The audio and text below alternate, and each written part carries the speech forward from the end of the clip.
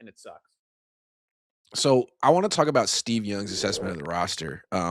I Steve Young's my favorite player of all time.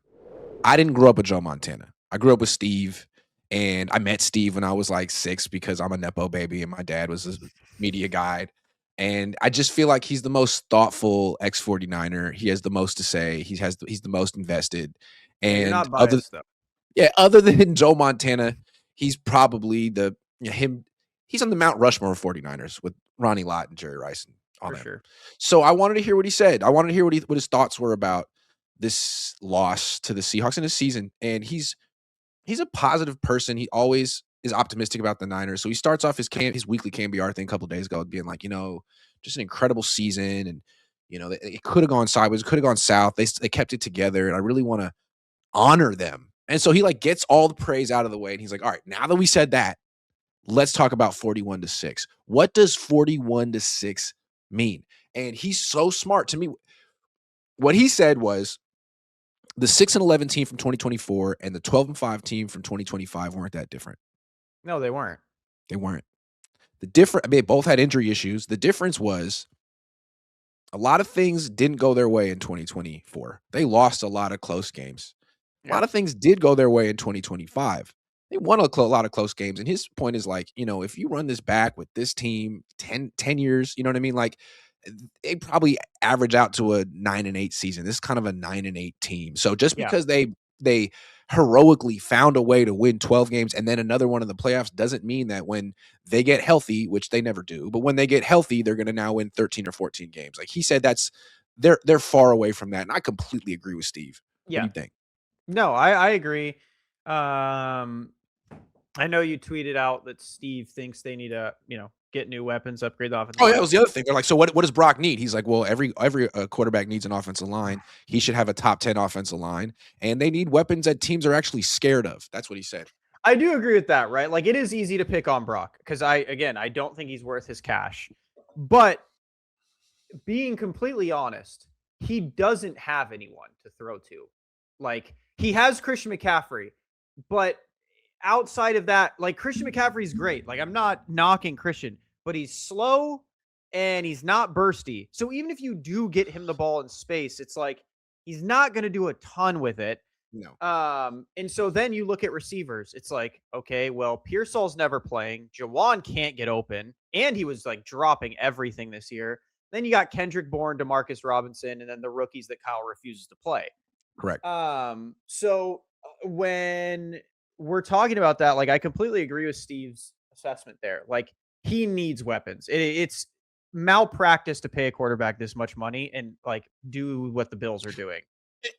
To me, it's like, dude, you either invest heavily in the offensive line or the weapons. How do you have neither? Yeah. How do you give your quarterback neither, man? Yeah. I'm sorry. What do you expect him to do? And also, play like Mac Jones? Kittle's great, but Kyle's never schemed for Kittle. He's never schemed to make Kittle a focal point. And now at this point and forward, you can't. When they do make him the focal point, he gets injured. Yeah. So it's one of those things where, I get why they didn't take a big swing for a weapon last offseason because they thought they were going to have Brandon Ayuk. And they also thought Ricky Pearsall was going to play football. But this offseason, I do agree with Steve. It's time to really invest. You kind of have to. You ate all the money. John Lynch is saying, "Oh, we're ready now. We ate $100 million in dead cap so that we could spend and compete."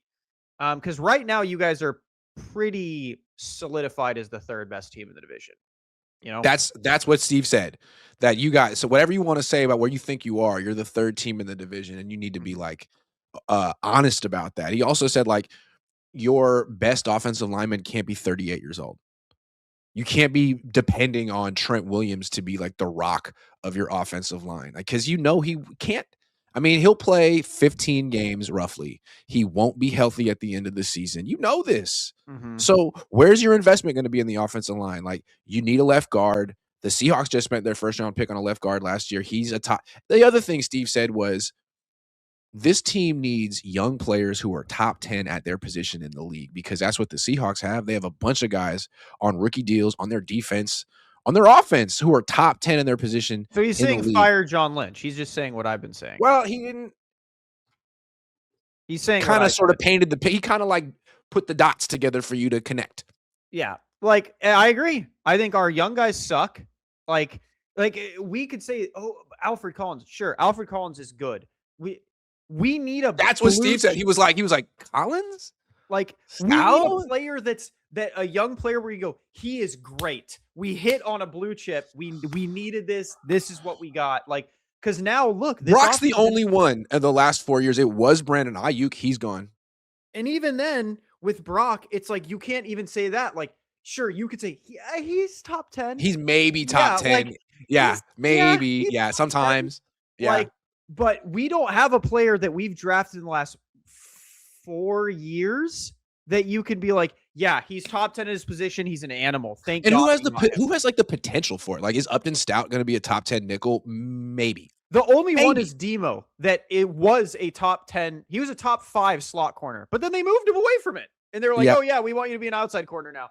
Like, And the best thing is that they're going to hire Gus Bradley, who's going to do the same exact stuff, yeah. only worse. Love that. And this is why I said, like, I made like an off-season plan, and I said, you need to go out and get Alec Pierce and Rashid Shaheed. Don't sign Sky Moore. Bring in Rashid Shaheed. And then you need to trade 2 firsts to get to Caleb Downs, because Caleb Downs gives you a can't-miss generational blue chip prospect. If you trade 2 firsts for it, who cares? You haven't been hitting on him anyways, and this one is literally a can't-miss prospect. He is phenomenal. You won't miss. He will not be bad. Like, in retrospect, if the Niners had traded 3 firsts in the third, like when they did that trade for Trey Lance, and you know, when we were talking about who they should take, people are always like, well, you have to take a quarterback with that investment.